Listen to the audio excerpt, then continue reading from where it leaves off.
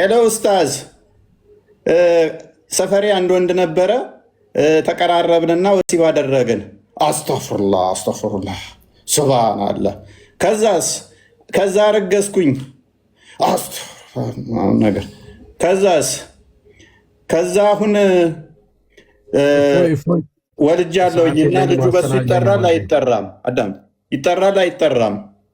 አባቱ አይደለም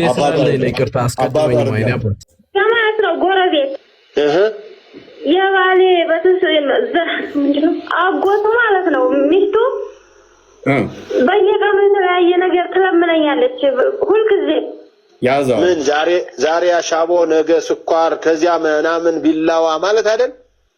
አዎ በቃ ቡና ዘይት በቃ የተለያየ ነገር በየቀኑ ሁልጊዜ። እሺ ለማና ትለምነኛለች። እኔ ያለኝ እምቢ አላትም፣ ግን እሰጣታለሁ። ውስጤን ታናድደኛለች። ለምን ትናደጃለሽ? አንቺ ሰጪ እሷ ተሰጪ ሁና ለምንድን ነው የምትናደጀው? ዘመድ ናት ደግሞ በዚህ በኩል ሁሌ ስትለምነኝ እኮ ነው። እንግዲህ ሌላም ደግሞ አለ። አንዴ አሁን አስተውሉ። ኢክራም እንዴት ነህ? ፎይ እንዴት ነሽ? አልሐምዱሊላህ መልካም። የሽንት የመቃብር ቅጣትን እንዴት ታየዋለሽ? እኔ ለራሴ ጠያቄ ኑሮኝ ነው የገባሁት። ጠይቂያለሽ? እስቲ የእኛውን ሞክሪና። የመቃብር ቅጣት እንግዲህ በፈጣሪ ላይ የሚያሻርከው ይፍራ። እኛ አላህን ነው የምናመልከው። ዋነኛ ቅጣት መቃብር ምንድን ነው ምክንያቱ? የመጀመሪያው ቅጣት ምንድን ነው? ሽርክ። ሌላው መሐሪ ነው ፈጣሪ። አይ ሽንት ነው ይላል። ግን በመቃብር ቅጣት ዋነኛው ለመቃብር ቅጣት ምክንያቱ ሽንት ነው ይላል።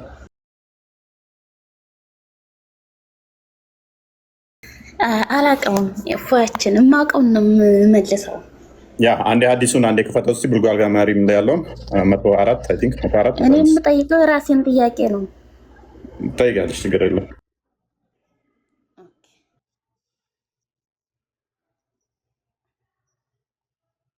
ሽንትን በአግባቡ አለመጸዳዳት ወይም አለማጽዳት፣ አለማስወገድ በመቃብር ውስጥ ለሚደርስ ቅጣት ዋነኛ ምክንያት ነው። ቡልጋል ማርያም 104 አየሽዋ።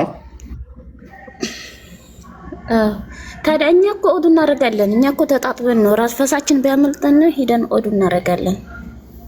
ስለዚህ አሁን እኮ አስቸጋሪ ነው። አሁን አንድ ሰው ጎንበስ ሲል ፈሱቱ ሲል ይችላል።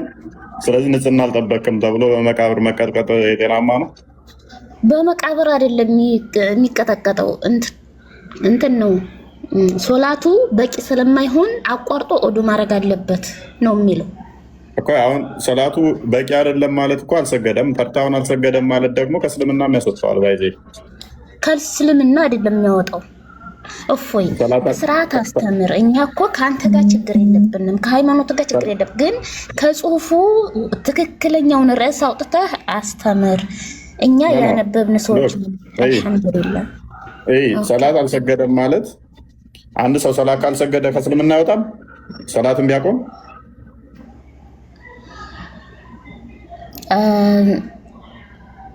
ሶላቱን ቢያቆም ማለት አስረዳኝ።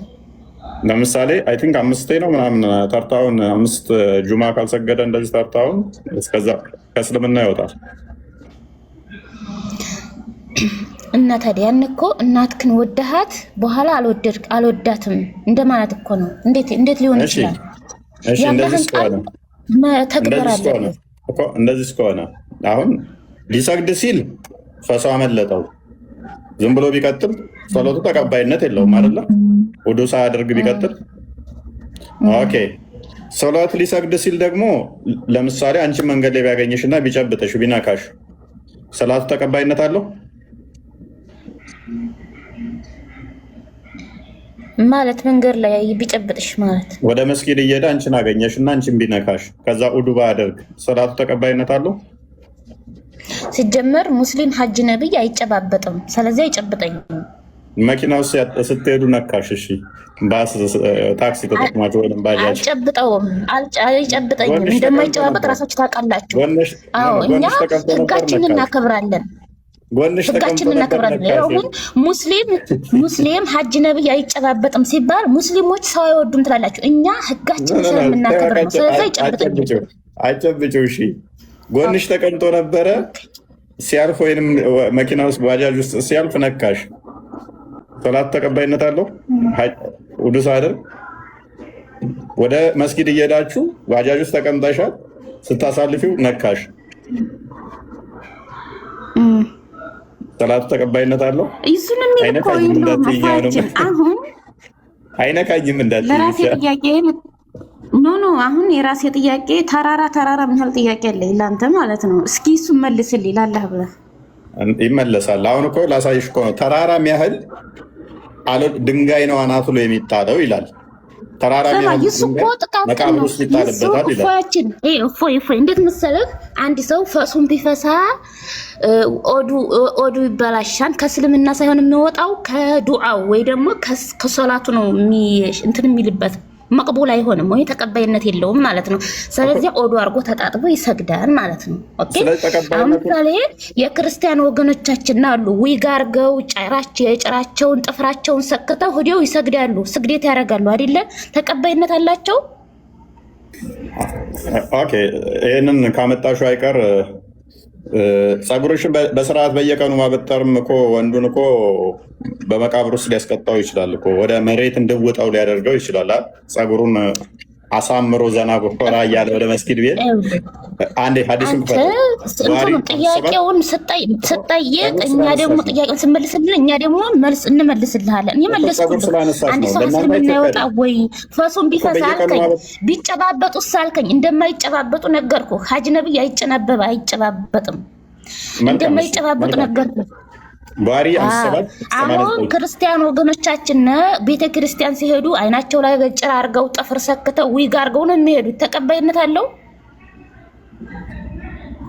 ኦኬ while a man was walking clad in 2 pieces of garment and proud of himself with his hair የቱ ጋር ነበር? ከፍ አድርገው ትንሽ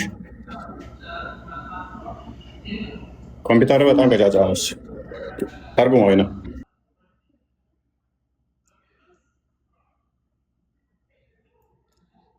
እፎይ ጥያቄ ልቀጥል።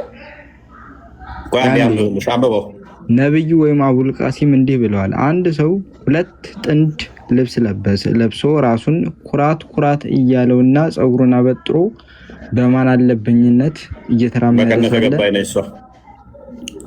ጸጉሩን አበጥሮ ቀጥል ጸጉሩን አበጥሮ በማን አለብኝ እየተራመደ ሳለ ድንገት አላህ መሬት ውስጥ እንዲሰምጥ አደረገው። እስከ ትንሣኤ ቀን ድረስ ወደ ውስጥ እየሰመጠ ይሄዳል። ያ ጸጉሩን አበጥሮ እንትን ኮራ ጀነን እያለ የሚሄድ ከሆነ ወደ መስጊድ አላህ ምንድነው ተዛ የሚያደርገው? ምድር እንዲያሰምጠው ነው የሚያደርገው። ጸጉር ሁሉ ቀን ማበጠር ክልክል ነው።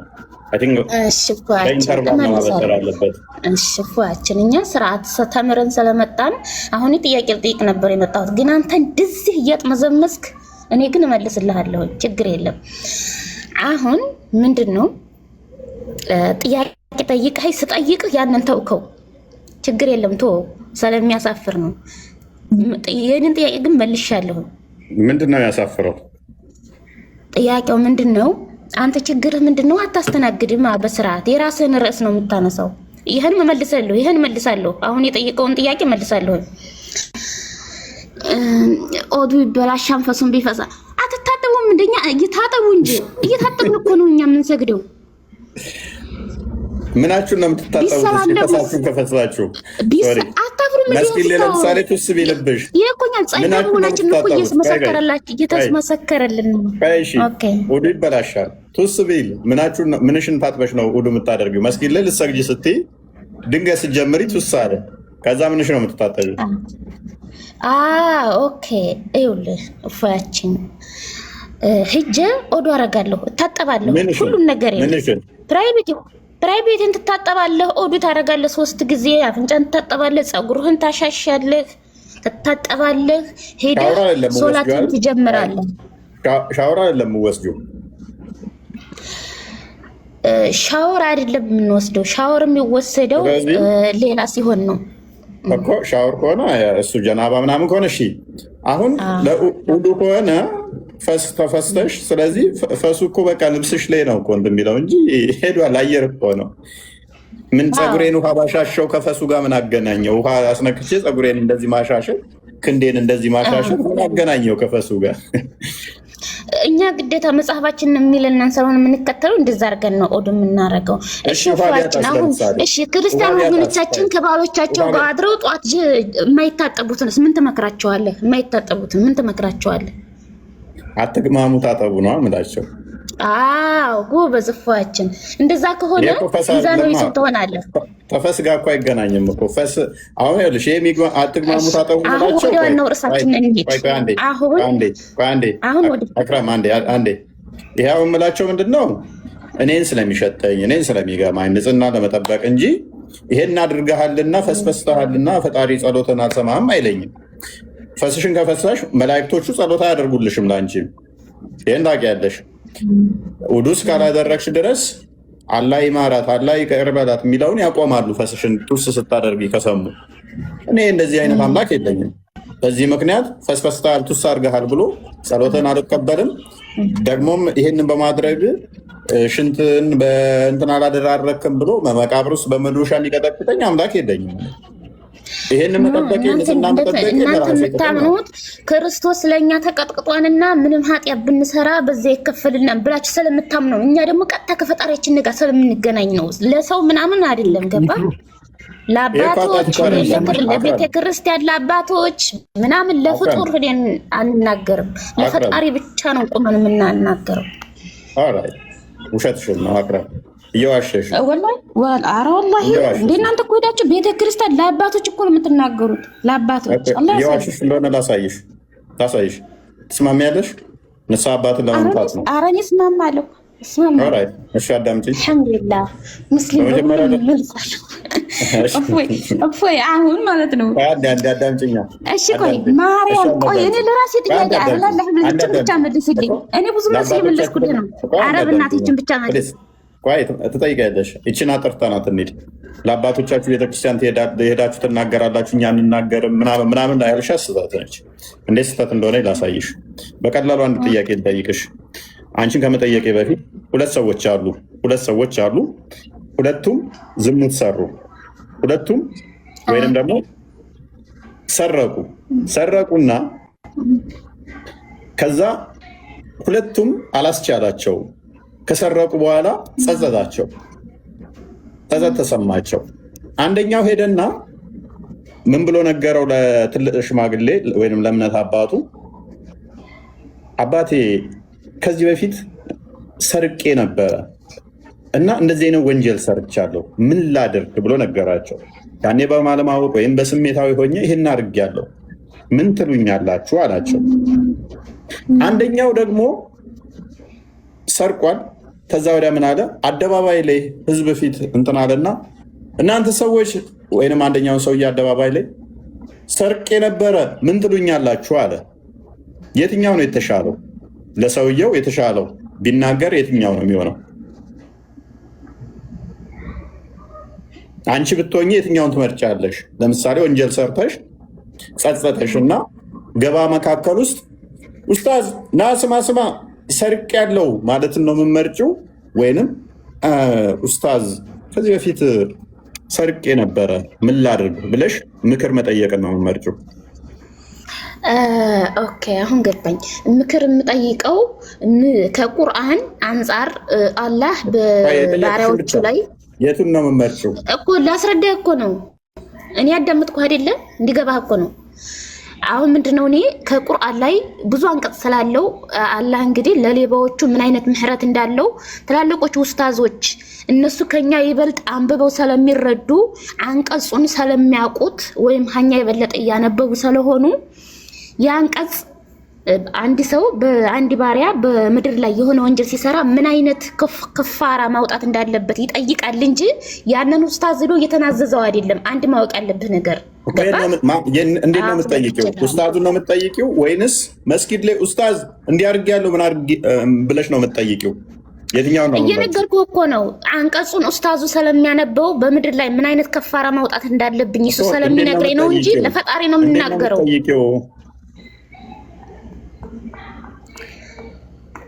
መልሱ ገብቶሃል? መልሱ ገብቶኛል። አሁን አዳምጪ፣ ተራሽን በደንብ ተግባብተናል፣ ተገናኝተናል። ኤኒዌይስ ልንስ ነው። ቆይ አዳምጪ አሁን። ስለዚህ እኛ ንስሐ አባት ሲባል ወይንም ለአባት ሄዶ ሲነገር አንድ ሰው በምድር ላይ ደካማ ነው፣ ወንጀል ይሰራል፣ ኃጢአት ይሰራል። ስለዚህ ወደ ፈጣሪው መመለስ ይፈልጋል። ወደ ፈጣሪው መመለስ ሲፈልግ መፍትሄ ምን ማድረግ አለብኝ? ለምሳሌ ሰርቆ ከሆነ መስረቁ ሄዶ ለአባቱ ይነግራል። አባ እንደዚህ አድርጌ ነበረ፣ ባለማወቅ እንዲያጥፍቼ ነበር፣ ምን ላድርግ ይላል። እኛ አባት ምን ያደርጋሉ? አንድ ቤት አድርጊ፣ ንብረቱ መመለስ ካለበት በልጄ እንደዚህ የወሰድከው ጥፋት ነውና ይህን ያህል እንደዚህ አድርገህ ይቅርታ ጠይቀህ ንብረቱን ለባለቤቱ መልስ፣ ንስሐ ግባ፣ ጸልይ፣ ፈጣሪ ይቅር እንዲልህ እንዲያደርግ ብለው ይመክሩታል። ስለዚህ ምን ያደርጋል? ከንስሐ አባቱ ጋር ተነጋግሮ ኃጢአት ይሆንበታል፣ ወንጀል ይሆንበታል፣ አይሆንበትም፣ ምን ማድረግ አለበት የሚለውን ጋይድ ያደርጉታል፣ ይመሩታል ማለት ነው። ሰርቆም ከሆነ ዋሽቶም ከሆነ ዘምቶም ከሆነ መንገድ ይነግሩታል። አንድ ያዳምጪኛ ይጨርስ። እንዲህ አድርግ ብለው ጋይድ ያደርጉታል። ከዛ ችግሩን ያጠፋውን የበደለው ካለ ሄዶ ይቅርታ መጠየቅ ካለበት እኛን አባት ይዞ ሄዶም ይሁን ይቅርታ ጠይቆ ወደ ፈጣሪው ይመለሳል። ይሄ የክርስትናው ነው። በእስልምናው ግን ምንድነው የሚደረገው? ከዘሞተም ከሰረቀም ከዋሸም ሄሎ ኡስታዝ ባሌ ጡቴን ይጠባል፣ ምን ማድረግ አለብኝ? ጡትሽ ወተት አለው የለውም? ወተት ካለው እና ከሌለው ልዩነት አለው? ወተት ካለው ልጅ ይሆናልና ሐራም ነው ጋብቻው። 5 ጊዜ ጥቢ ሐራም ይሆናል። ድምጿን ጎረቤት ዘመድ እየሰማ ነው። ባሏ ምን እንደሚያደርጋት እያዳመጡ ነው። ሰፈር ውስጥ መዋረጃ ይሆናል። ሄሎ ኡስታዝ ሰፈሬ አንድ ወንድ ነበረ፣ ተቀራረብንና ወሲብ አደረግን። አስተፍሩላህ ሱብሃነላህ። ከዛ ረገዝኩኝ ነገር ከዛ አሁን ወልጃለሁና ልጁ በሱ ይጠራል አይጠራም? አዳም ይጠራል አይጠራም? አባቱ አይደለም። አባቱ አይደለም።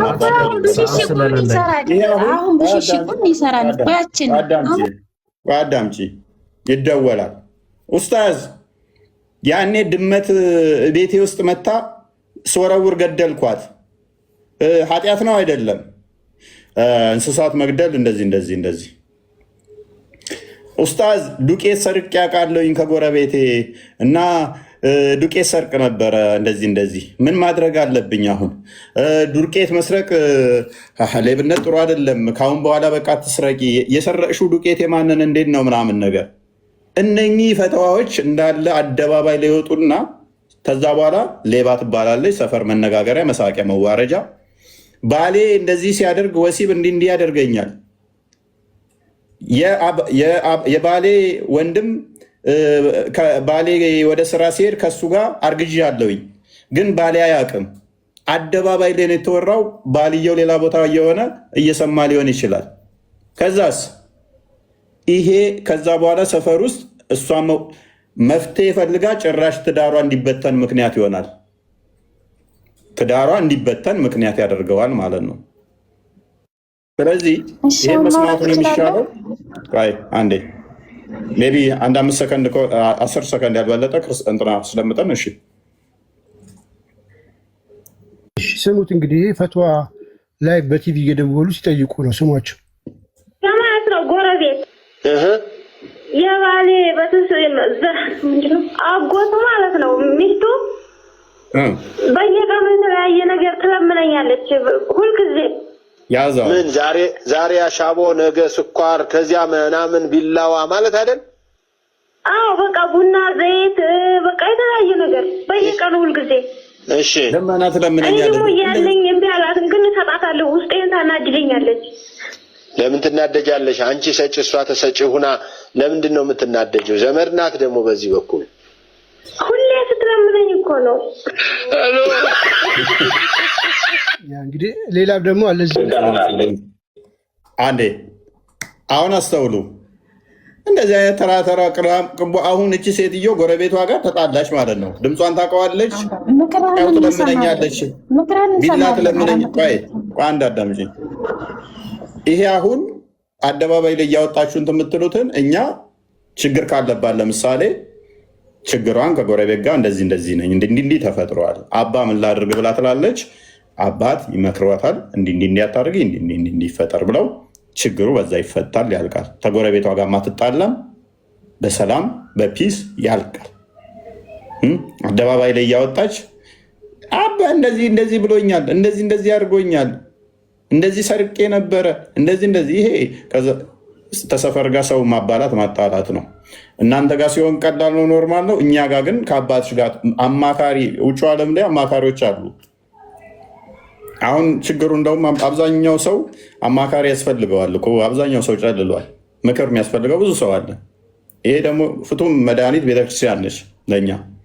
ምዕመናን ሲቸገሩ ሲጨነቁ ችግራቸውን ሄደው አባ እንዲቸግሮኛል፣ ከፍቶኛል፣ ተበሳጭቻለሁ፣ ተናድጃለሁ፣ ህይወት መሮኛል ብለው እንዳያማክራሉ። ሄደው እኛ አባት እንዴት ማለፍ እንዳለባቸው ከባሏ ብትጣላ፣ ከእናት ከአባቷ ብትጣላ፣ ከዘመዷ ብትጣላ የምታማክረው የልብ ጓደኛ ወዳጅ የሌላቸው ብዙ አሉ። ቢኖራቸውም የልብ ወዳጅ ነገር ሊለያት ነገር ሊጣላት ይችላል። እኒህ አባቶች ግን ግዴታ አለባቸው እስከ መጨረሻ ድረስ እነሱን የማጥናት ልጆቻቸው።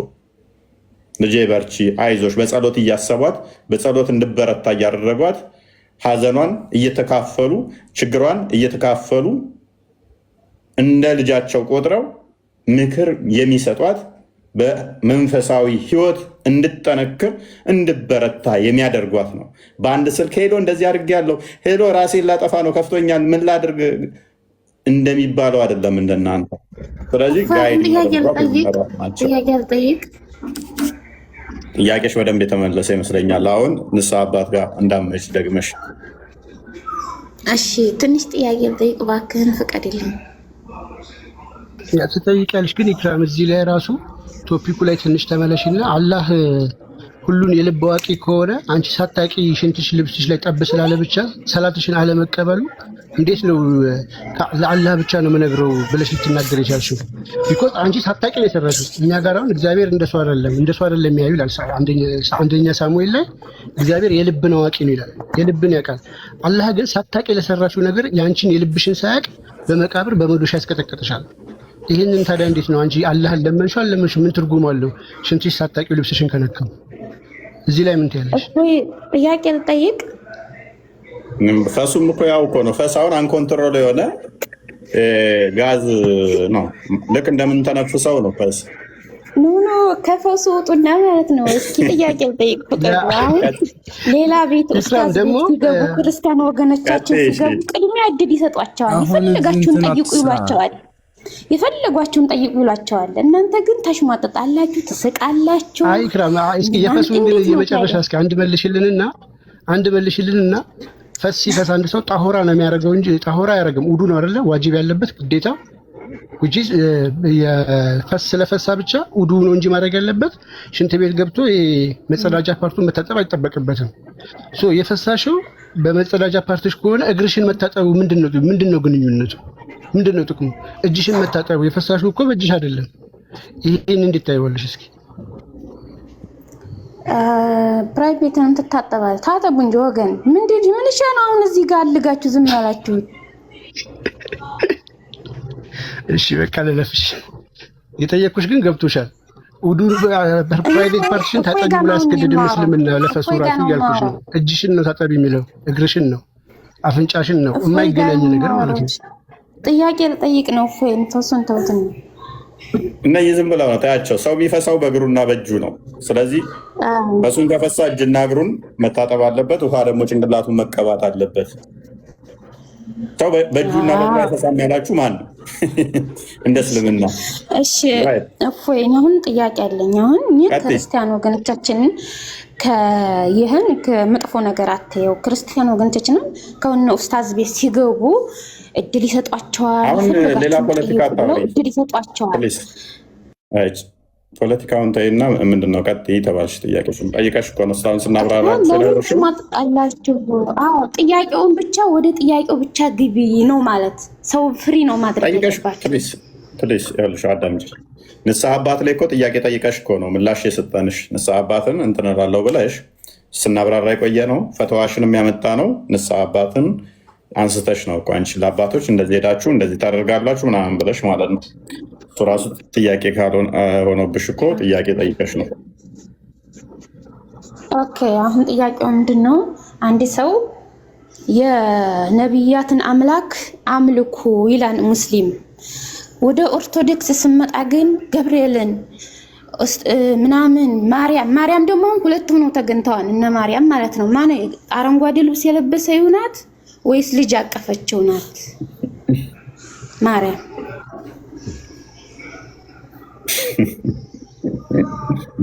ከኔ በላይ ያለችው ናት ማርያም ወይስ ሌላ ሰማያዊት የለበሰችው ማርያም ናት? ማልቀስ ይሻላል አለ። ይሻላል? እንዴት ይሻላል? ፎቶ አይንና ኤንዌስ ወደ መጀመሪያው ልመለስና እስልምና የነቢያትን አምላክ አምልኩ ይላል አልሽ አይደለ? ክርስትናው ደግሞ ምንድነው? ገብርኤል ማርያምን ይላል። አዎ ሙስሊም ቀጥታ ጥያቄ ስትጠይቀው ፈጣሪን አምልክ፣ የነቢያትን አምላክ አምልክ ፈቀጥ አራት ነጥብ ይመልሳል። አሁን ምንድነው ወደዚህ ስመጣ ገብርኤል በቃ የሚምሉበት ብዛቱ ማንኛው ነው አምላክ ነው? አሁን ጥያቄው አንድ መልስ ብቻ። ይሄ መልስ ሳይገባን እኮ ልንሞት እኮ ነው። ኦኬ ስለዚህ ሙሐመድ ተሳስቶ ነበረ። ሱራ 4 136 ላይ በነቢያትም እመኑ ያለው በነቢያት አታምኑም ለካ ነው። ማስረጃ ክፈትላት። ሱራ 4 136 ጥያቄውን አልመለስኩም። ማርያም ማንኛይቱ ናት እያልኩ ነበረ። እመልስልሻለሁ።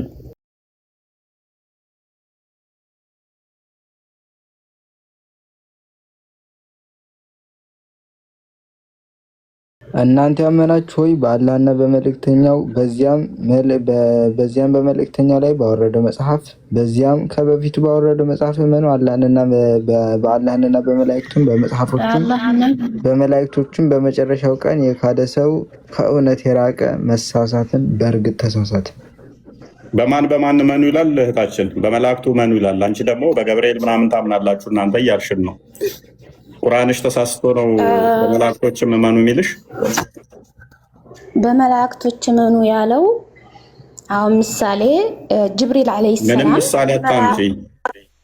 የምንም ምሳሌ ያስፈልጋል? በምሳሌ እና ታዲያ በሙር ለህር ነው እንዴ? በዝርዝር ነው ማስረጃ። አታስረጂም። እኔ ጋር ሳታስረጂ ነው እኛ ጋር ስትመጡ በአምላክ እመኑ እንላለን። እናንተ ጋር በገብርኤል እመኑ፣ በማርያም እመኑ ምናምን ትላላችሁ አልሽ። ቁርአንሽ ጋር ስንመጣ ግን በመላእክቶቹም እመኑ፣ በአንድ መላእክት ብቻ ሳይሆን በመላእክቱም እመኑ። ከመላእክት ውስጥ አንዱ ገብርኤል መልአክ ነው ብለሽ ታምኛለሽ መሰለኝ። በመልአክ እመኚ ይልሻል ቁርአንሽ። አንቺ ታምኛለሽ አታምኝም? በገብርኤል አላለም። በመላእክቱ አታምኝም? አላህ ነው የማምነው። የምን ገብርኤል? በመላእክቱ አታምኝም? ገብርኤል እኮ የአላህ ባሪያ እኮ መልእክተኛ። አታምኝም? ታምኛለሽ? በመላእክቱ ታምኛለሽ አታምኝም?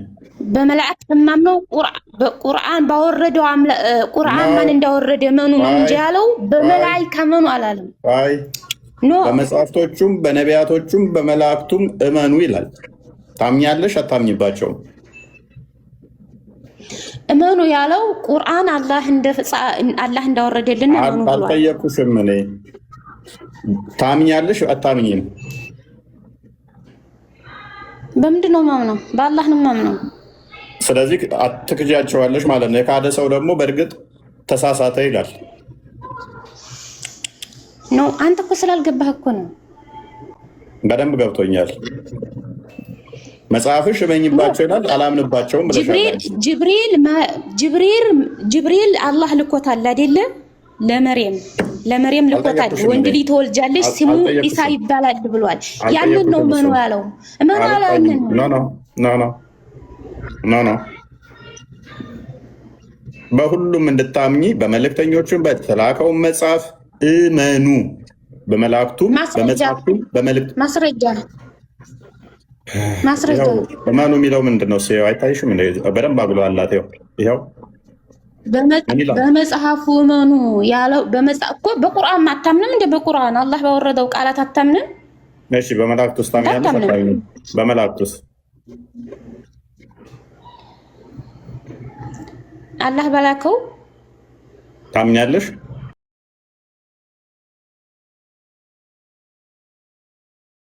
እኔ በአላህ ነው የማምነው። እናመሰግናለን። ሙሐመድና አላህ በመላእክቱም እንዲታመኑ አዘዋል። አንቺ አታምኝባቸው። እናመሰግናለን። ኤነስ ሜት አድርጊ አንዴ። አላዘዘም። ዒሳ ዓለይሂ ሰላም የኔንም የእናንተን አምላክ ተገዙ ነው ያለው። እኛ የአላህ ተገዥነች ነው። እሺ ቆይ የነቢያት ሃይማኖት ነው እስልምና ብለሻል። እንደዛ ስትይ የሰማሁሽ መሰለኝ። ሶስት ሰው እንድናመልክ አታድርጉ። ቆይ ነቢያት የሚያመልኩት አምላክ ጭንቅላት አለ የለውም?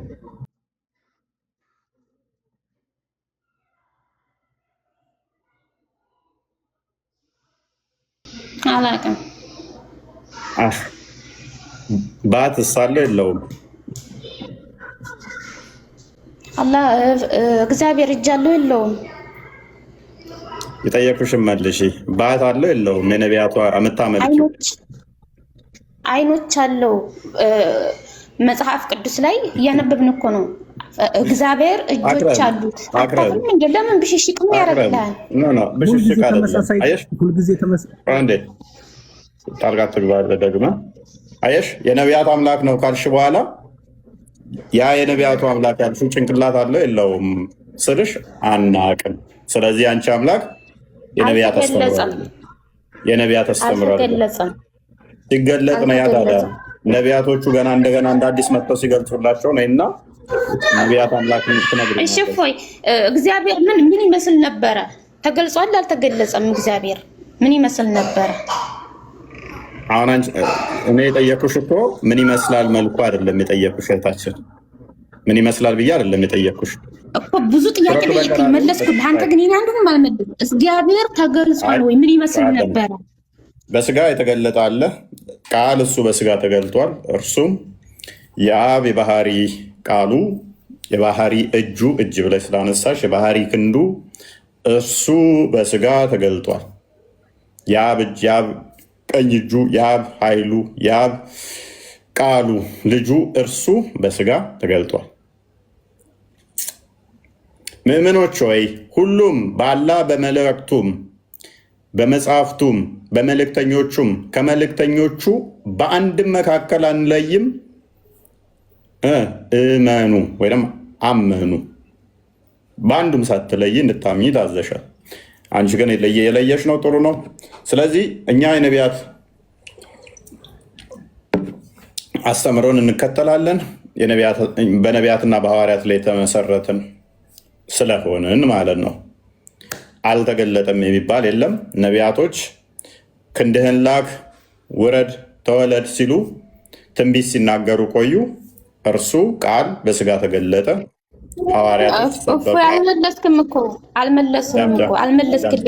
አልመለስክልኝም እኮ እግዚአብሔር ማንን ይመስላል?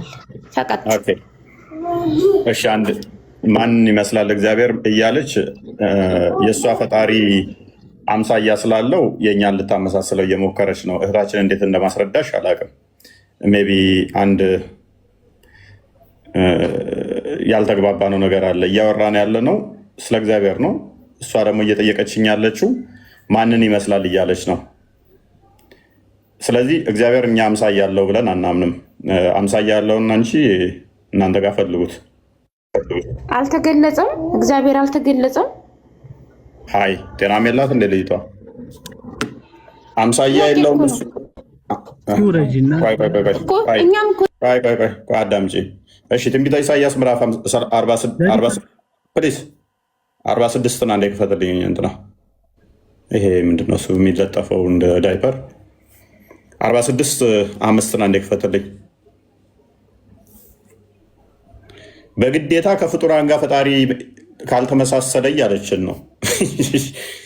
ስለዚህ በግድ መመሳሰል አለበት። እኛማ አልተገለጸም፣ ስሙ በቁርአን ላይ ተጻፈ እንጂ አልተገለጸም ነው ያለው። ያለመገለጽና መመሳሰል ልዩነቶች አሉት። መጽሐፍ ቅዱስ እንዲህ ይላል፣ በማን ትመስሉኛላችሁ? ከማን ጋር ታስተያዩኛላችሁ? እንመሳሰል ዘንድ ከማን ጋር ታስተያያላችሁ ይላል። እግዚአብሔር ከማንም ጋር አይመሳሰልም፣ በማንም አይመሰልም። አምሳያ ካለው ቢጤ ያለው ማለት ነው። ቢጤ ያለው ደግሞ ፍጡር ነው እንጂ ፈጣሪ ሊሆን አይችልም። ፈጣሪን የሚመስል ከፈጣሪ አቻ የሆነ ነገር ካለ እሱ ሌላ ፈጣሪ ያለ ማለት ነው። እንደዛ ከሆነ ደግሞ ምንድን ነው ማለት ነው? ፍጡር ነው ያን አካል ማለት ነው። አምሳያ ካለው ምን ሆነች ነው እህታችን? ፈጣሪ አምሳያ የለውም፣ ቢጤ የለውም። ምንድን ነው እሱ? ጡብ አሉ። ቢጤ የለውም፣ አምሳያ የለውም። የእናንተ አምሳያ ስላለው ነው። እጅ ያለው እኔም እጅ አለኝ፣ ግራና ቀኝ ያለው እኔም ግራና ቀኝ አለኝ። ባት አለው ባት አለኝ፣ እግር አለው እግር አለኝ። የእናንተ አምሳያ ያለው ፍጡር ነው። የእኛ አምላክ በማንም አይመሰልም፣ በማንም አይመሳሰልም። ዛሴት ሁላችሁ ወገን ሆይ ሀሳብ ትንሽ ልስጥ፣ ምናልባት እዚች ጋር ከተፈቀደ።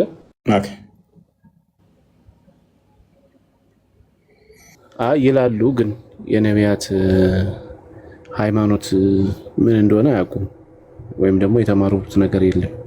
ያው ቁርአን ላይ የነቢያት ሃይማኖት ስለሚላቸው አክቹዋሊ ግን ነቢያት ምንድን ነው የሚያመልኩት፣ ማን ነው ሲገዙ የነበረው የሚለውን ማስረጃ ያመጡ ቁርአን ላይ ካለው በስተቀር ማለት ነው።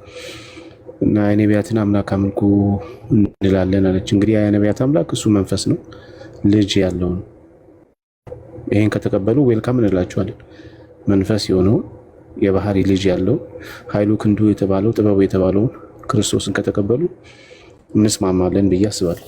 ከዛ ውጭ ግን ተረት ምንድነው? ይቅርታ ለቃሉ ተረት ስላልኳቸው አዲስ የሆነ እንግዲህ የሆነ ትምህርት ከሆነ ግን በሐዋርያትና በነቢያት መሰረት ላይ ያልተመሰረተ ትምህርት አይደለም። ነቢያት ከዛ በኋላ የመጡ አባቶችም ከዛ በኋላ የመጡ አንዳንድ ደጋጋ አባቶች እንኳን የሚያውቁት ትምህርት አይደለም፣ እንኳን የመጽሐፍ ቅዱስና የነቢያት ትምህርት ሊሆን ቀርቶ።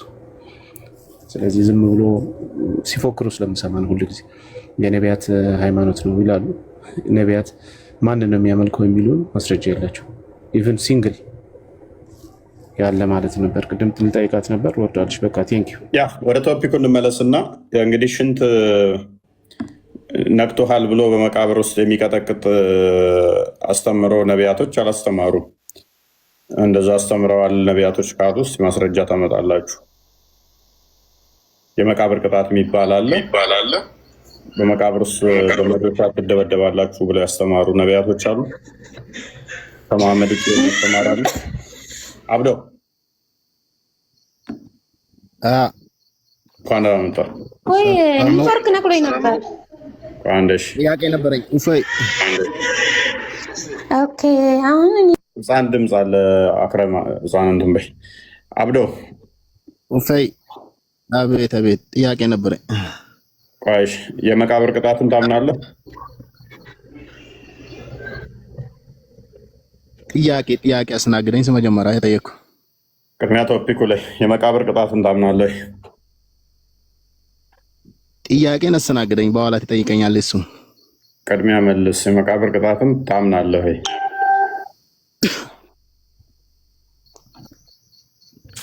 ጥያቄ አትቀበልም ነው? አልቀበልም።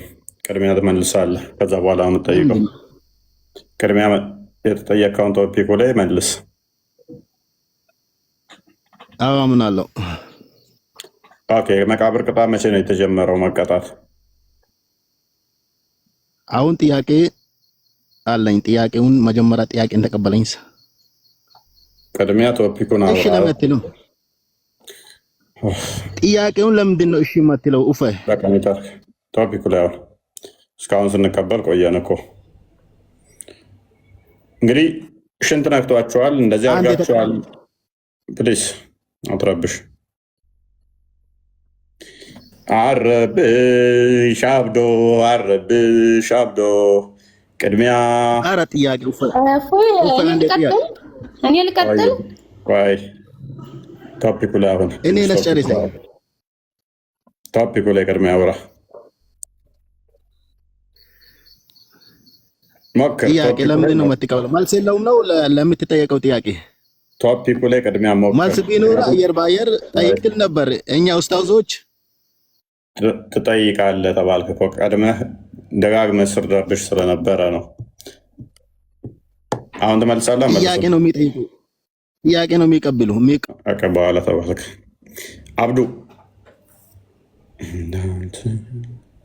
አብዱ አሊ እንግላንድ አብዱ አሊ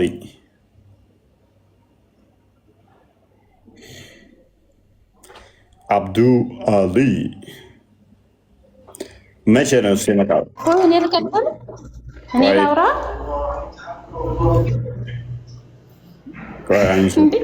ወደ ቶፒካችን ተመለስን። ወጣሽ እያወራ ይቅርታ፣ እንትን ዋይፋይ የለኝም ነበር። እሺ ቀጥይ፣ ምንድን ነው? ኦኬ ቴንክ ዩ። ምንድን ነው ጥያቄ? የማርያም ፎቶ አሁን ሁለት ሆኗል። ማንኛው ነው? ከዛ ቀጥሎ ደግሞ ጥያቄ ኦኬ ሚውት አድርጉልኝ፣ ድምጽ ያስተጋባል። ኦኬ እና ደግሞ ምንድነው ይህን እንኳን መልሰው ይሆናል፣ ግን ያው ጥያቄውን ላቅርብልህ። ምንድነው እንግዲህ የማርያም ወይም የመርየም የእናታችን የመርየም ስም በቁርአን ላይ 30 ጁዝ ቁርአን ላይ ስሟ ንጹህ እንደሆነ ተጠቅሷል። እሺ እሱም አለው ሰማያቸው። አዎ እና በእኛ ስሟ ነው እንጂ የተጠቀሰው ፎቶ የላትም። በእናንተ ግን በጣም ብዙ ፎቶ አላት። ማን ነበር ያነሳት? አንዱ ጥያቄ ይሄ ነው። ፎቶ ማን ነበር ያነሳት? ሁለተኛው ጥያቄ አሁን ጎግል ላይ ሰርች ስናደርግ እንዳለ የተለያየ ሀገር ምሳሌ የህንድ ሌላ ነው፣ የነጮቹ ሌላ ነው፣ የኢትዮጵያ እናንተ ደግሞ ሌላ ነው። ለምን ተለያየ ነው ጥያቄ። ከዚያ ቀጥሎ ደግሞ ሁለት ሆነ ፎቶ። አሁን ኢትዮጵያዊ ሁና የኢትዮጵያዊ ካርቸር ኑሯትኝ ወይ የእናንተ ካርቸር ኑሯት፣ ከዛ ሁለት ሆነ ፎቶዋ ማለት ነው። ማንኛይቱ ነች? ወይስ ማን ነው ፎቶ ያነሳት? ኦኬ ያን ስንጨርስ ሌላ ጥያቄ አለኝ። መልካም እሺ። መቼም ሌላ ጥያቄ አታመጣብኝም። ይሄን ብቻ መልስ። ፎቶ የሚለውን ኬት አመጣሽው? ኖ አሁን የህንዶቹ ሌላ ነው የሚሆነው፣ ስላሴ ምናምን የሚባለው ሌላ። እነዚያ ደግሞ ቆንጆ ቆንጆ ናቸው፣ አበባ አላቸው ምናምን። ፕሊዝ ፎቶ የሚል ኬት አመጣሽ?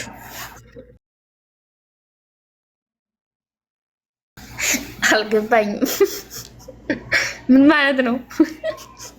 አይ እኛ ለምስኪው እኛ የማርያም ፎቶ አማርኛ አይደል እንዴ? ፎቶ እኮ ነው እያልኳል።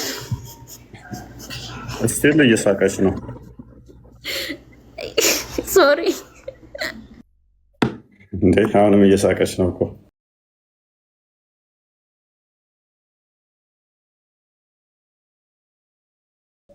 አሁንም እየሳቀች ነው። አክረም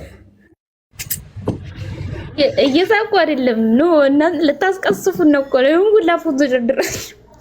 እኛ አይ አሁንም ትስቂያለሽ እንደ ጅል ማለት ነው። እንደምትቀሰፊ አሁን አሳይሻለሁ። እኔ እንደምትቀሰፊ አሳይሻለሁ። ግን እኛ የማርያም እባክህ መልሱ ሳይመለስልና እድሜያችን ሄደ እኮ። ፎቶ የሚል ኬታ መጣሽ? እኛ ፎቶ አነሷት ተነሳሽ ፎቶ የሚል የለንም እኮ አስተምሮ የለንም። ኬታ መጣሹ ማለት እየሰገዳችሁ አይደል እንደ ፊልም። ፎቶና ስዕል ልዩነቱን እስቲ ንገሪኝ።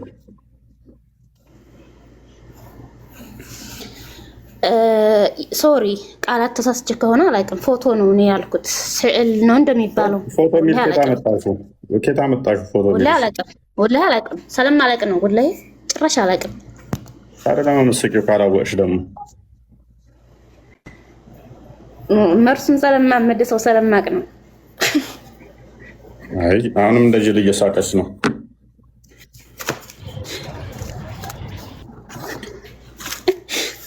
ምንድን ነው የሚያስቅሽ? ኧረ እባክህ መርሱ መልስልኝ። እኔ እየሳቅኩ አይደለም። ለምን ካርቸሩ ለምን ተለያየ? ቆይ ፎቶ አነሱ የሚል ኬታ መጣሽ? ቅድሚያ ፎቶ አንስታችኋል ያልሽውን ኬታ መጣችሁ? ስቲል እየሳቅሽ ነው። ኖ በጣም ሶሪ ይቅርታ። በቃ ይፎይ አሁን ምንድን ነው የተለያየ ሀገር እንትኑ ስዕሉ ይለያያል። አንደኛው እሱ ነው። ሁለተኛው ደግሞ ምንድነው ማነው ፎቶ ያነሳቸው ነው።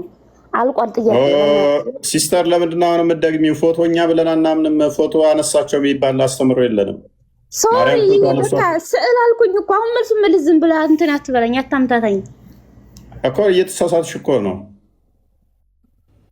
ይቅርታ አልኩ። ተጠቅሜው ስለማላውቅ ይቅርታ አልኩኝ።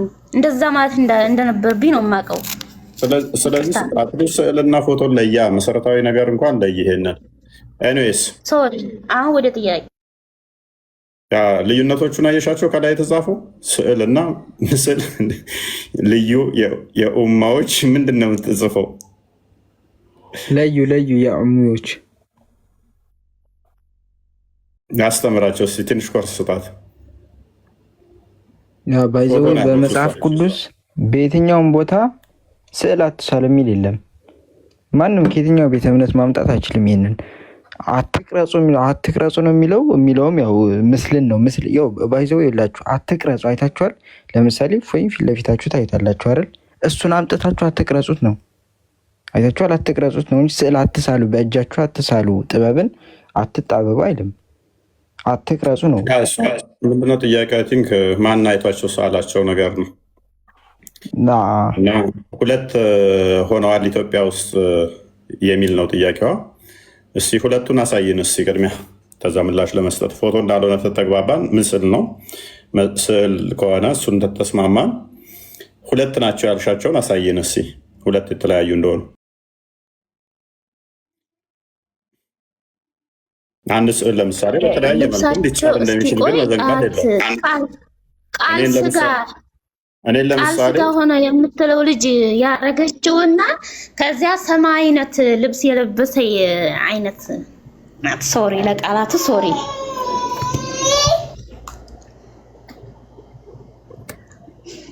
ልብሱ ነው ሰማያዊ እና ቀይ እንትን ሲሆን ልዩነቱ መጥቶብሽ ነው የልብሱ። እኔ ለምሳሌ አንድ ሰው ልጅ ያላቀፈቻለች እቺ ልጅ ያቀፈች ናት። እሺ ማለት መልስልኝ። አሁን በጣም እየቆየን ነው እኮ። አሳይኛ። ሌላኛው የተለያዩ ናቸው ስላልሽ አሳይኝ። የማንን ስዕል እያወራሽ ነው? ማአት ነው ግን እኔ ማአት ነው እኮ አሳይኝ። እጻን ልጅ አይ ሶሪ በቃ መልሱን አመልሰው እኮ አምጪ። መረጃውን አሳየን። ቃል ስጋ ሆነ የምትለው ልጅ አረገችው ናት አንዷ። ከልጅ አቀፈች። ከዛ ደግሞ ሌላለች ሌላኛዋ ምንድን ነች?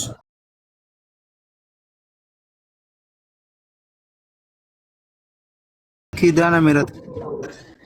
ቆይ ማን ጠየቀህ አንተ? እና ምንድን ነው ሌላኛው? መልሱን በጊዜው መልሳ። ቀላል እኮ ነው። መልስ ካለው ቆይ አፍጥነው አለ። ኪዳነ ምህረትና ማርያም አንድ ናቸው? ኔቨር አንድ ናቸው ምናምን አላልኩም እኮ። እሷ ለማለት ፈለገች። እሱ ከሆነ ብዬ ነው የጠየቅሽው። ኪዳነ ምህረትን ነው ወይንስ ማርያምን ነው? እኔ አንድ አይነት ተመሳሳይ መልክ ነው ያላቸው። እንግዲህ አላቅም። ማንኛውን ነው የጠየቅሽው? ቃል ደግሞ ጤነኛ አይደለም። ማን አዘዘ? ማንኛውን ነው የጠየቅሽው አንቺ? ወይኔ እፎይ መልሱን አመልስም። ያውቀዋል እኮ ምን አስጨነቀህ? እንደው ጭጭ ሆንክ ሰውዬ። እንደው በቃ አንተ እኮ አዳምጪ። እሺ ምንድነው ችግር የመጣብሽ? ልዩነቱ ምንድነው? ምስሉ ላይ ችግር የመጣብሽ አንደኛው ጋር ልጅ አቅፋ፣ አንደኛው ጋር ልጅ ሳታቅፍ። አዎ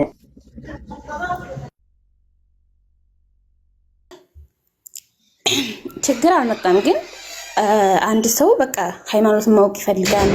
ምን ችግር አለው? ኦኬ አልፈዋለሁ፣ ችግር የለውም። አንተ ይሄን ስለማመልሰው ወደ ሁለተኛው እሄዳለሁ።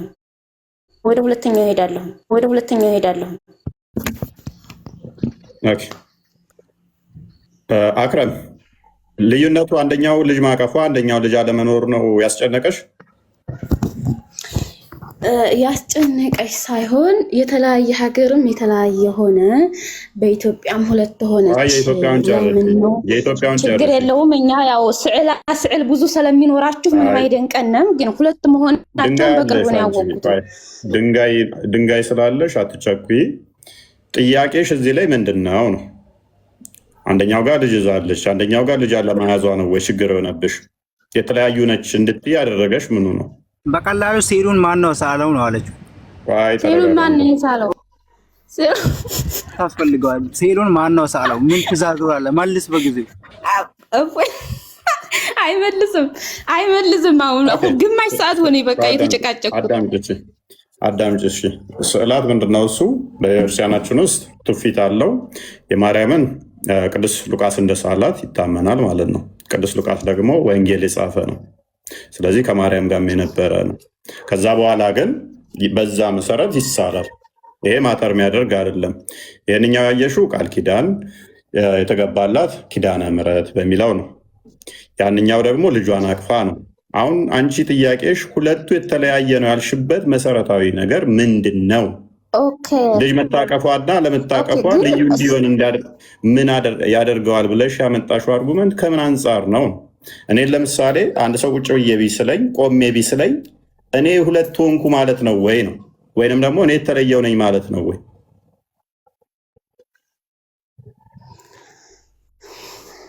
የዚያን እንግዲህ እኛ ስማቸው የነቢያትም ሆነ የማርያም በቁርአን ላይ ወይም በመጽሐፍ ቅዱስ ላይ ነው የምናነበው። በፎቶ ማን አነሳቸው ነው? እፎይ ለምን ቃል በቃል አራት ነጥብ በቅተህ አታልፍም? የመሐመድ ተረተረ ጭንቅላትሽ እንደፍኖት ካልሆነ በስተቀር የኢብራሂምና የእስማኤል ምስል ራሱ መካ ውስጥ ነበረ። አይምን ካባ ውስጥ ነበር። መሐመድ አስወጥቶታል። ማን ስሎት ነው ካባ ውስጥ የኢብራሂምንና የእስማኤልን ምስል ያገኘው መሐመድ? ኢብራሂምና እስማኤል ማለት ከሙሳ በፊት የሺህ ዓመታት ስዕል ኬት መጣ ካባ ውስጥ? ማን ስሎት ነው መሐመድ ይሄ የኢብራሂምና የእስማኤል ፎቶ ምስል ነው ብሎ ያለው? ፎቶ ትላለች ስቲል ፎቶ አይደለም እያልናት ማለት ነው። አንቺ ሁለት ናቸው ፕሬስ ተረጋጊ። ቆይ ሁለት ናቸው ጭንቅላትሽና ለመጠቀም ከሞከርሽ ከስር ሆነሽ በቃ ተማሪ። አንድ ስዕል ሁለት ናቸው እንድትይ ያደረገሽ ምንድን ነው? መሰረታዊ ነገር ስትባይ እሱን ካላወቅሽ አስቸጋሪ ነው።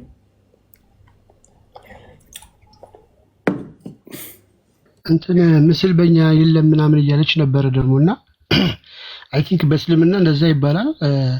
ጅብሪልም አንድ ጊዜ መሐመድ ጋር ሲመጣ ፎቶና ውሻ አለ ብሎ ነበር የሸሸው። ነገር ግን እዛው ሳሂህ ቡኻሪ 3895 ላይ ትንሿ ሚስቱን አይሻን ፒክቸሯን ይላል ምስሏን በሐር ጨርቅ ሲልከን ጨርቅ ላይ ምስሏን አምጥቶ በህልሙ እያሳየው ነበረ። እንግዲህ ጅብሪል ፎቶ ባለበት ቦታ አይገኝም እየተባለ ግን ፎቶ ይዞ ሲመጣ ነበረ፣ ስዕል ይዞ ሲመጣ ነበረ። ያንን ስዕል ማን ስሎት ነው? ጅብሪል ስሎት ነው ይዞት የመጣው። ጅብሪልስ እናንተ በእኛ ስዕል የለም ካላችሁ፣ መላእክት ስዕል ያለበት ቦታ አይገኝም ካላችሁ እንዴት ስዕል ይዞ ይገኛል? ጅብሪል ሊገኝ ይቻለ? ሙስሊሞች የምትናገሩትና አስተምሮታችሁ ይለያያል። አይሻ ጋር አንዴ አይደለም ሁለቴ ሶስቴ ነው በሐር ጨርቅ ወላላ የተሳለበትን ጨርቅ ይናገራል። ሲልከን ጨርቅ ላይ ይሳለ ስሎ ይዞ መጥቶ ነበረ። ቀጥል ቪኪ። አይ ቲንክ ሚዩት ነው የመቃብር ውስጥ የተገኘው ፎቶቸው ይሄ ነው ምስላቸው። ሶሪ ጥያቄ አለ። ሚዩት ነህ ቪኪ። እንድትቀጥል ነበር እሱ ነው የካዕባውን እንድታነሱት ብዬ ነው በዛ። እሺ ክፋታው። እሺ እፎይ ለምን ሳቁ ላይ ትንሽ አትሄድበትም? በጣም ይቅርታ አድርግልኝና በጣም ስስቅ ነበር ልጅቷና ሳቅ ያለ ልብ ይገላል። አትሪቢዩት ነው። ሳቅ የአላህ ዘላለማዊ አትሪቢዩት ነው እና ከዘላለም ጀምሮ ይስቃል፣ አሁንም ይስቃል እና በአላህ ሳቅ ላይ ነው ስታላግጥ የነበረችው። ከሳቀች በስነስርዓት ማለት ስነስርዓቷን ጠብቃ መሳቅ አለባት። በሳቅ አላግጣለሁ ካለች በአላህ ባህሪ ላይ ነው የምታላግጠው እና አይልባችሁ ይፈነዳል እናስቁ ብሏል እኮ መሐመድ። ለዛ እኮ ነው አላህ ዘላለማዊ ሳቂታ ስለሆነ እነሱ በደንብ እንዳይስቁ ልባችሁ ይፈነዳል እናስቁ ብሎ ነበር። እሷ ዝም ብላ እየሳቀች ነው። ኤኒዌይስ ነብይሽን ታላቁ ሲራ የጻፈልሽ ዘ ላይፍ ኦፍ ፕሮፌት መሐመድ እንደዚህ ይላል። ከፍ አድርገው። ካባ ሲገባ መሐመድ ያገኘው ምስል ነው። ይህ ምስል በምን አወቀው? ቁረሽ ሰላምን ስንጠራ አዳምጪ ቆይ ቁረሽ had put picture in the Kaaba እኛ ኢሳ አለይሂ ሰላምን ስንጠራ በእናትሽ አዳምጪ including two of Jesus son of Mary። ኧረ በእናትሽ አዳምጪ እየተነበበልሽ ነው ምስሉ። ቆይ እስኪ ይህንን መሐመድ ያወጣውን ከካባ ውስጥ ምስል ቆይ ልነግርህ እኮ ጆሮሽ ውስጥ እኮ ሴጣን እየሸና ስለሆነ ነው እንደዚህ መታገስ ያቃተሽ። ተረጋጊ ተረጋጊ፣ ቆይ ተረጋጊ። ምንድነው ሴት ልትሄጂ ነው?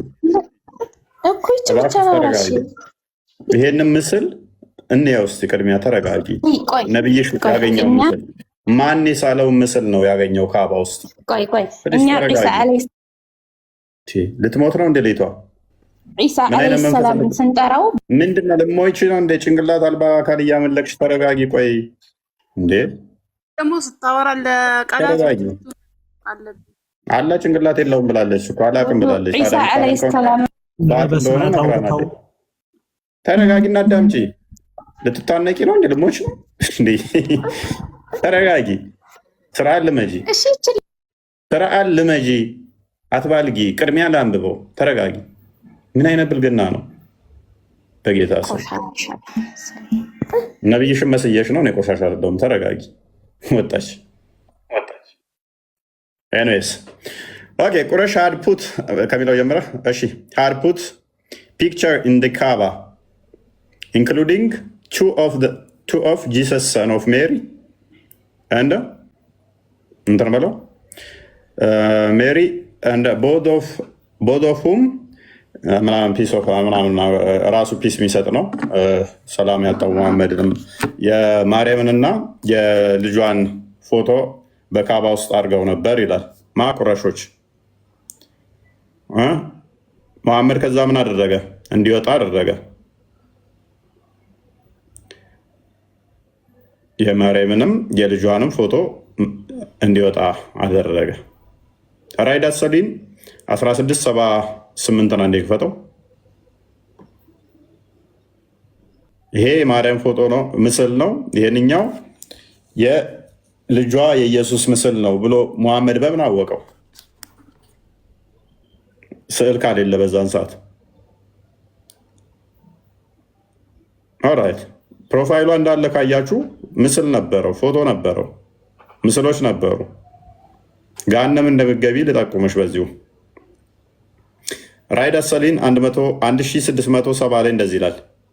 I heard the messenger of Allah saying the picture of Yafa እንትን በለው።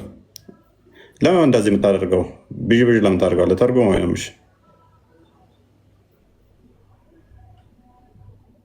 የአላህ መልእክተኛ እንዲህ ሲሉ ሰምቻለሁ።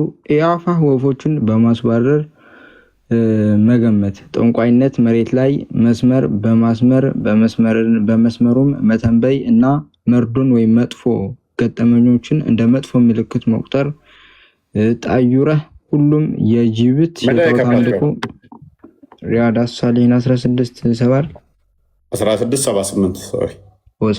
ነበር። ኦኬ ትንሽ አስጠጋው። ብዥ ብዥ አታድርገው። ራይድ አሰሊን 1678 The messenger of Allah said, ያላ መልእክተኛ እንዲህ አለ፣ those who draw pictures will be punished on the day of resurrection and it will be said to them, breathe soil into what you have created። ያላ መልእክተኛ እንደዚህ አለ፣ ምስል የሚስሉ ሰዎች በቂያማ ቀን ወይም በትንሣኤ ቀን ይቀጣሉ። እናም እንዲህ ይባላሉ፣ ህይወት ስጡት፣ ነፍስ ስጡት እየተባሉ ይወገሯታል ይላል። እህታችን አሁን ምስል አስቀምጣ ፕሮፋይሏንም ምስል አድርጋ ነው የመጣችው። ከሚወገሩት አንዷ ነች። በቂያማ ቀን ምስል አድርጋ ምስል እዛ ነው የመጣችው። መላይክም አይጠጋትም፣ ጸሎቷንም አያቀርብላትም። ያው እንደ ነብዩዋ ማለት ነው። ነብዩ ብላ የምታምነው ቤት ውስጥ ምስል ታይቷል ብሎት ጅብሪል አልመጣ ብሎት ለ15 ቀን ያህል ርቆት ነበረ። ውሻ ባለበትና ምስል ባለበት ቤት መልአክ ስለማይገባ ፕሮፋይሏ ላይ ምስል ደቅ አድርጋ ምስል እናንተ አላችሁ ትለናለች። እኛ ምስል ተከልክለናል ብለን አናምንም። ምስል ካለ እንደዚህ ትወገራላችሁ ተብለን አናምንም። እናንተ ምስል ካለ እንትናችሁ ላይ መልአክ ስለማይቀርባችሁ ነው። ስለዚህ አጋንንት ተጠናውቶሻል ማለት ነው። በራስሽ አስተምሮ ፕሮፋይሏን ምስል አስቀምጣ እናንተ ጋር ምስል አለ። ምስል ያለው ምስል የሚያደርግ ልብሱ መጋረጃ ላይ እንኳን ምስል ተገኝቶ አስወጥቶ ሲያስጥላት ነበር። አይሻን ቤት ውስጥ ምስል መጣ አለ ስላለ ብቻ መልአክ አልመጣለኝ ብሎ ነበር። ስለዚህ በቂያማ ቀን ከምትወገሩት አንዱ ህይወት ስጡት ከምትባሉት አንዱ ናችሁ ማለት ነው። ምስል ይዛችሁ የምትዞሩት አሊያም እንደ ሳዳት ከማል ቪዲዮችሁን አጥፍታችሁ ድምፃችሁን ብቻ እያሰማችሁ ትኖራታላችሁ። እንደ ሳዳት ከማል አንዲት ፎቶ አለችሁ የምትዘዋዟር፣ ባካችሁ ደብቁልኝ እያላችሁ ፎቶችሁን ላለመወገር ላለመቀጥቀጥ ፎቶችሁንም ምናችሁንም ደብቃችሁ በድምፅ ብቻ ትኖሯታላችሁ። ሳዳት ከማል ብቻ ነው ከዚህ የመታወቂያ ፎቶ አይቻልም። ስዕል ሳይም ተሳይም ነው የሚለው በሌላ የሚሳለውም ሰውዬ ምንም አይነት ምስል እንዲኖራቸው አይገባም። ምክንያቱም ሩህ ዝሩበት፣ ነፍስ አስገቡበት ተብላችሁ ትጠይቃላችሁ፣ ትቀጠቀጡበታላችሁ ብሎ ነው የሚያስቀምጠው። የቀበሌ መታወቂያ ራሱ ፓስፖርት ራሱ አንድ ጊዜ አብዳደር ነው። አዳምጥ እንጂ የቀበሌ መታወቂያ ፓስፖርት ራሱ ሊኖራቸው አይገባም። እንደ መሐመድ አስተምሮት ከሆነ ከመታወቂያና ከፓስፖርት ውጭ ነው የሚባለው። ዝም ብላችሁ ሳታውቁ መሐመድ ከመታወቂያና ከፓስፖርት ውጭ ብሎ ማስረጃ አንጣልኝ። መታወቂያ ይቻላል፣ የመታወቂያ ፎቶ ይቻላል ያለበትን አንድ ማስረጃ አስጠኝ። አሁን የመጣሁት ለጥያቄ ነው ወንድሜ። ይቻላል ብለህ ስሞግት ነበር። ተረጋጋ። አንድ ማስረጃ አንጣ። መዳም በክርስቶስ ነው ብለህ በሙዝ ስታደርጋለህ ኦርቶዶክስ ማስረጃ አንጣ። ተው እንጂ ፎይ ማስረጃ አንጣ። መዳም በክርስቶስ ነው ብለህ ዛሬ በሙዝ በስራ ስር ትድናለህ ስትለኛ አይደል? ኦርቶዶክስ የጠፋች ጭንቅላት አልባ አካል እያመለክ ልድን ነው። እንዴት ሄድና ኃይሌን ብታመልክ ይሻላል። ቢያንስ ኃይሌ ጭንቅላት አለው፣ እግር ብቻ አይደለም፣ ሯጭ ብቻ ሳይሆን ጭንቅላትም አለው። አይ ተረጋጊ። አትሌቶቻችን ጭንቅላትም አላቸው፣ የተሟላ አካል አላቸው። ዝም ብሎ እድሜ ልኩን የሚሮጥን አካል እያመለካችሁ ቅድሚያ ይረጋጋስ፣ የሩጫውን ይጨርሳ። የምታመልኩት ነገር ስቆ ይጨርስ። እድሜ ልኩን እየሳቀ ከዛ እድሜ ልኩን የሚሮጥን እየተከተልክ ጭንቅላት ይኖረው አይኖረው ሳታቅ አታክ ለማድረግ አትሞክሩ። ነበር ነቢያት አስተምሮ ነው ብለህ አምላክ ነቢያቶች ጭንቅላት አለው ብለው አስተምረዋል ወይንስ የለውም ብለው አናቅም። እና ምንድነው ነቢያታቸው ያስተማሩት? አንገት አለው ብለው ያስተምራሉ አላስተማሩም? አናቅም። ባት ግን አለው። እሱ ማን ነገረ? ሙሐመድ። ከዛ የነቢያት አስተምሮ ነው ትላለህ። ተረት የሆኑ ሰዎች። እሺ ቀጥይ። ቅድም ማለት ነው ቀብር ውስጥ ትቀጠቀጣላችሁ ያልከውን ነገር ማስረጃ ልታመጣልን ትችላለህ? የትኛው ነው? የቱ ቁርአን ነው እንደዛ የሚለው? የቱ ጋር ነው? ሐዲስ ደግሞ ቀብር ውስጥ የምንቀጠቀጠው ሐዲስ ትቀበያለሽ? የትኛው? ከነ ማስረጃ መምጣት አለበት። ማስረጃ አምጣልኝና እናሳይ። ቆየን እኮ ይኸው እናሳይሽ። ሽንትሽን ከነካሽ በመቃብር ውስጥ ከምትቀጠቀጭበት አንዱ ክፈትላት ወንድማችን። ሽንት ነጃሳ ስለሆነ ወዱ አርገህ ወዱን አሳድሰን መስገድ ነው እንጂ መቀጥቀጥ አይደለም። አምጣልኝ ማስረጃ። ይኸው ልናሳይሽ እኮ ነው። ቁርአን ቅዱስ ነው የምፈልገው። ሐዲስ አትቀበይም? እቀበላለሁ። አሳይኛ። እኮ ልንከፍትልሽ ነው። ቡልጉ አልመሪ ምን አንድ ክፈትልን 104 105 ምን የሚለው ነው? ምን የሚለው ሐዲስ ነው? አሳይ እኮ ልናሳይሽ ነው። ተረጋጊ። ኦኬ ቪኪ አለ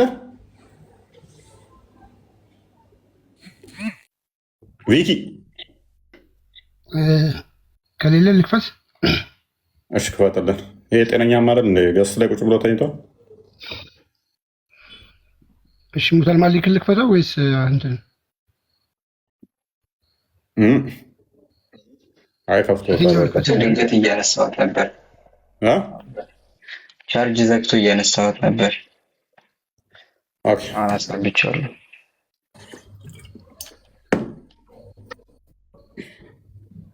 እና ሐዲስ ነው። ቡልጉ አልመሪን አንዴ ክፈተው። አልመራ 104 105 104 ይታይሻል። እህታችን ዩራኔሽን the main cause of punishment in the grave አማርኛ አድርግልኝ። ትርጉሙን እኔ ራሴ ማየት ፈልጋለሁ። ትርጉሙን አድርግላት። አረብኛና አማርኛ። እዚህ ጋር ይሄ አፕሊኬሽን የምንድን ነው? አፕሊኬሽን ይሄው ተከፈተ። ኮመንት ስለ የተጻፈ ነው የሚመስለው። ያ አረብኛውን አድርግላት። አረብኛ ትችላለች እንደው ትቃር የተለያየ ቦታ እኮ ነው ያለው። እንዴት ነው ይሄ አፕሊኬሽኑ ራሱ ምንድን ነው? አማርኛ ይሆንልኛል። አማርኛ ይሆንልሽ እኮ ምን አይነት ክታብ ነው ይሄ? ቡልጉ አልመራም።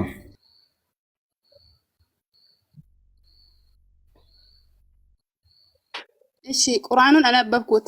አማርኛ ትርጉሙን አሳይ። ተርጉም ይልና ካነበብሽው አንጂ አሳይን ትርጉሙን አንተ ራስህ እንደዛ የሚለው ቦታ አሳይ። ያንቺን ትርጉም ነው የምፈልገው። አንቺ ቀጥይ። አማርኛውን ትርጉም አሳይኝ። ቀደም አንተ ራስህ ቁጭ ብለህ በሰራውን የነበረ ቦታ አሳይ። ያው ሽንትን በአግባቡ አለማጽዳት በመቃብር ውስጥ ለሚደርስ ቅጣት ዋነኛ ምክንያት ነው። እኮ የማያውቅ ሙስሊም የለም። ግን እንዴት አላወቅሽም? ይህ እኮ በየመስጊዱ የሚነገር ትልቅ ሐዲስ ነው። ጣውራ ጥብቁ እየተባለ የመቃብር ቅጣት አለ ተብሎ ሁሌ የሚነገር ሐዲስ ነው። ከመንታሚሽን ያዝ ሽንት ይዞ መስገድ እና እስትንጃ ሳታረግ በስርዓት እስትንጃ ሳታረግ ነው ሰላት መስገድ ተቀባይነት የለውም እንጂ ቀብር ውስጥ ያስቀጣዋል አይደለም። እንግዲህ ሐዲስ ይችላል። አንቺ መሐመድ ተሳስቷል እያልሽን ነው። እናመሰግናለን። መሐመድ ተሳስቶ ነው በቃ አልተሳሳተም። ስለዚህ መቃብር ውስጥ እናንተ ያቀረባችሁት የእናንተ አፕሊኬሽን ትክክለኛው አይደለም። እሺ እንደዚህ በይኝ እስኪ ናይ ከፍ በይና ድምፅሽን ከፍ አድርጌና በመቃብር ውስጥ ቁርአን ቅዱስ ላይ ሙኒ አንዴ እንዲህ በይ እስኪ በሽንት ምክንያት በመቃብር ውስጥ ቅጣት አለ ማለት በራሱ አጋንንታዊ ነው በይ እስኪ።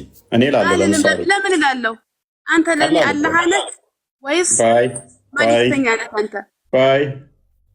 የለም ብለሽ የለ ስለሌለ እናንተ ጋር ያስተምሮ ስለሌለ እኔ ጋር ስለሌለ ለምሳሌ ሽንት ነክቶሃልና በመቃብር ውስጥ በመዶሻ ናት ይቀጠቀጣል የሚል ካለ እሱ ስተተኛ ነው፣ አጋንንታዊ እምነት ነው። ስንት ነገር እያለ በሽንት ምክንያት እንቀጠቀጣለን እንዴ? ጎበዝ፣ እኛም እያልን ያለን ይሄንን ነው። ሰው እንዴት በሽንት ምክንያት መቃብር ውስጥ ይቀጠቀጣል? በይ እስቲ በመቃብር ውስጥ በሽንት ምክንያት ይቀጠቀጣል የሚሉ ሐሰተኞች ናቸው በይ።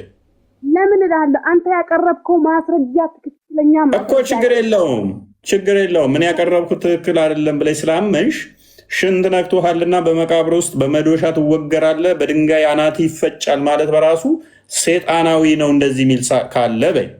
ምን እላለሁ? አልልም። አንተ ተወድሽ እባክሽ ደግሞ ያልተጻፈው አታነብ እኮ ታልተጻፈ እኮ ቀላል እኮ ነው። እኔ ሙኒ ሆልድ ካልተጻፈ ምን አጨናነቀሽ? እኔ ጋር ስላልተጻፈ ለምሳሌ አንድ ሰው መጥቶ በመቃብር ሽንትህ ነክቶሃል ልብስህንና በትልቅ አለት ያህል ተራራ ያህል ድንጋይ ጭንቅላት ላይ ይጨመራል። በሽብልቅ በዚህ ተመተ በዚህ ጭንቅላት ውስጥ ይወጣል። በአፍ ውስጥ ሰንሰለት ገብቶ በኋላ ካካ በማያ ሰንሰለት ይወጣል። እንደዚህ ትፈጫለህ ምናምን የሚል ካለ ይሄ ተረት ተረት ነው፣ አጋንንታዊ ነው። በሽንት ምክንያት እንደዚህ የሚቀጠቅጠኝ የሚያሰቃየኝ አምላክን አልፈልግም። አንቺም እንደዛ በይ እስኪ። ለምን እላለሁ ደግሞ የሚውጣት አድርግ። ያልተጻፈ ደግሞ አታንብብ።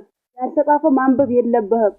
ዝም ብለህ ያገኘውን አፕሊኬሽን አምጥቶ ዝም ብለህ ያልተጻፈው ማንበብ ማስተማር። ካልተጻፈ እኮ ቀላል ነው።